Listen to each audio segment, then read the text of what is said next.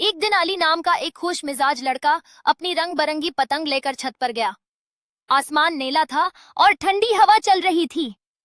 आली ने जैसे ही पतंग उड़ाई, वो बुलंद आसमान में नाचने लगी। इतने में एक चमकती हुई सुनहरी पतंग आसमान से नीचे आई। उस पतंग पर नन्हा सा जादुई परिंदा बैठा था। उसने आली से कहा, अगर तुम मेरी पतंग के पीछे आओगे तो एक हैरत अंगेज दुनिया देखोगे। आली ने फौरन अपनी पतंग उसके पीछे उड़ाई। अचानक हवा तेज हुई और दोनों पतंगे बादलों के ऊपर पहुंच गईं। वहां रंगीन बादल, चमकते सितारे और हवा में उड़ते खिलौने मौजूद थे। अली हैरान रह गया।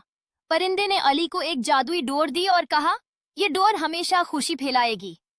अली ने जब वो डोर अपनी पतंग से बांधी तो उसकी पतंग आसमान में कोसे कुजह जैसी रोशनी बखेरने लगी। शाम होने पर अली वापस अपने घर आ गया, मगर उसकी जादुई पतंग आज भी आसमान में चमकती दिखाई देती है और बच्चे उसे देखकर मुस्कुराते हैं।